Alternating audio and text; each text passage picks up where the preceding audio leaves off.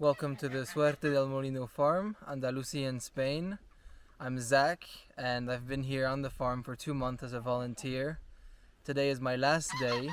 The sun is soon gonna set, and I'm gonna walk you through what I've done so far in the past 2 months. So here we are where my first project began, just under Mux's feet, right here. The first day I was here, the project was to take a big water pipe that runs all the way up to the tank at the top over here, which brings water to the house. This pipe had been above ground for over 2 years, and the idea was to dig a trench, a level trench, bury this pipe inside it, and then cover it with a danger tape for future cases, and then finally cover it with dirt again, because this path, both ways, to my right and behind the cameraman, are used every day multiple times. So it was a big change for the host to have this pipe disappear, and this was my first contact here with the people on the farm and the place, so I started to learn where I am and what's going on. So here we are further down the road from this buried pipe, next to the creek, where Mux is destroying all the work I'm about to talk about. Here, previously, this entire area was a gap in which the water could pass from the creek over to this side, which is something we didn't want anymore. So we've built, right here at the tip of my finger, a stone wall, which didn't take us quite so long, but it was a very fun experience for me because I'm a very meticulous person and I felt like I was playing Tetris with these rocks. The end result is very stable, so we're quite happy with that. And on top of it, this material that the dogs are digging is actually sediment that originates from down in this hole, which contains a sediment trap. It's basically a big underground cylinder full of dirt and sand and water and branches and insect poo and other things. And we spent multiple hours here with multiple buckets and some rope. We stuck a ladder down there, and one person would go down, shovel this muddy material into the buckets, and then we were pulling it out one bucket at a time. It was very hard work, and we did this during the hotter days of the summer, thinking that the humidity down there would help us get some cool. Turns out we came out sweating even more than we were earlier in the afternoon outside in the sun. It was a very exotic experience, something we don't do everywhere. So even though I got very dirty, which is not my style, I found it quite fun. Just shoveling this dirt and pulling it up felt very old-fashioned. So here we're just 3 meters more or less behind the sediment trap, looking at a swale we call on this farm the coffee swale. It used to be full of organic material, or many branches. The idea here is to fill all of the swales on the farm with this type of material to trap water and have it seep slowly into the ground. But in this particular swale, we needed to remove it because of a big project right behind me, and too much water was going to come, which would have breached the top of the swales. Here, just behind us, you can see the brand new canal that's been built that runs just here to the culvert that brings water from the farm above when it rains. And what we've done was, all of this was just continuous earth, which we dug into and built this canal with a concrete foundation and cinder blocks. We had to remove some gigantic stones in order to do that were in the way of this canal. One of them you can see right here. It's quite deeply buried in the mud now, so it doesn't give a good idea of the size of it.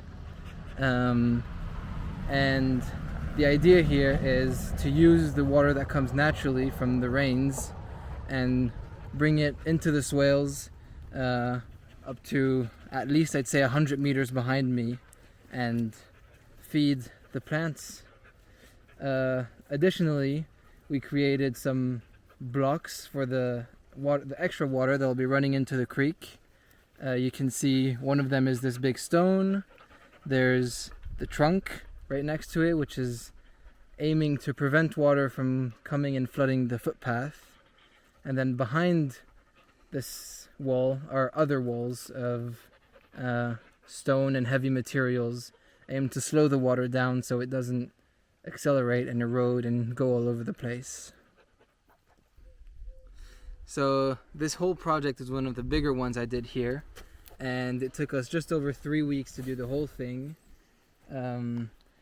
I'm still today impressed every time I walk by the difference in the landscape between the start and the finish. This is one of the more satisfying things I've completed here in my time. And I've learned many things doing this project. I drove for the first time the excavator. I learned the recipe and the process of making concrete and mortar and building a wall by hand with stones or with cinder blocks. And this will be one of the bigger memories from my work here. I'm standing now on the leaky weir of death, just below my Tetris stone wall in the creek. We built multiple of these leaky weirs with big trunks and pieces of wood that fell from trees on the farm. The goal of these is similar to the structures I've shown just before next to the canal, to slow the water down in the creek, elevate it, and prevent having erosion in the creek and changing the shape of the land from the power of the water. This one is the leaky weir of death because my host, the farmer, fell down here and had to scream for help, otherwise he would have been left for dead. But nothing too serious. He got up and just had a sore back. Now we're at the eastern edge of the farm, where the second culvert enters the farm and brings much water. Here, this is the biggest project I've helped on here. We call it the pond. The idea is to elevate water that comes from the culvert to our left and then disperse it in different areas on this side of the farm. We have again a cinder block wall with much thicker cinder blocks. It's a longer wall, and it was much more of a tricky wall to build because of the situation we're in, where we were building on loose soil rather than solid ground soil like we did on the previous one. We've spent basically all the time since finishing the last project I've shown doing this one, which gave me much more appreciation for how much work goes into these seemingly small things when we just see the end result. There are many steps we can't see that go into finishing this project. Intermediary, in between steps that we could forget about if I didn't participate in them one after the other. This one I won't have the chance to see the final product, but the idea is that the water goes up, like I said, elevates, and then leaves at the tip of my finger over there in one canal, and then one of the blocks in the wall here is loose, which can be removed to open up a second canal. And then at our feet here are two more exits, one that feeds the erosion gully, for those that know what that is, that have been following the videos, and another one which is simply a spillway for if there's too much water, that it can be evacuated off the farm. Here we can see it. This one has been dug freshly yesterday. But there's still some edges to polish, like the tips of the wall and the closing mechanisms, and some canals to connect everything together. But I'm very happy I was able to see most of this come together. It was a lot of hard work. We did night shifts for the laser to try and get everything level. And considering our tools and knowledge, I think it came out fabulous. So this was my first experience volunteering anywhere. Fresh out of university, I came here onto the farm.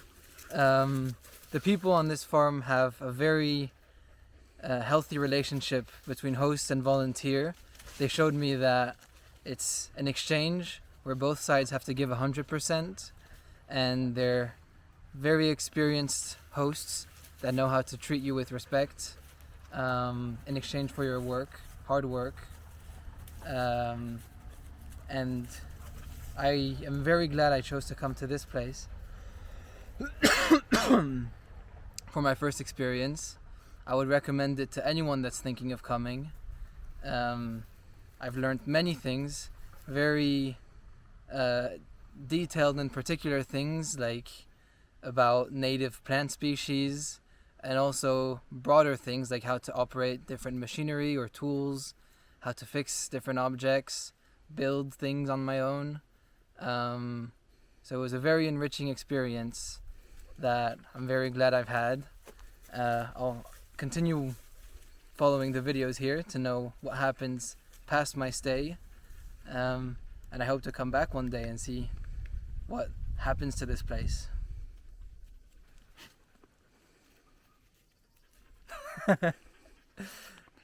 Till next time, goodbye.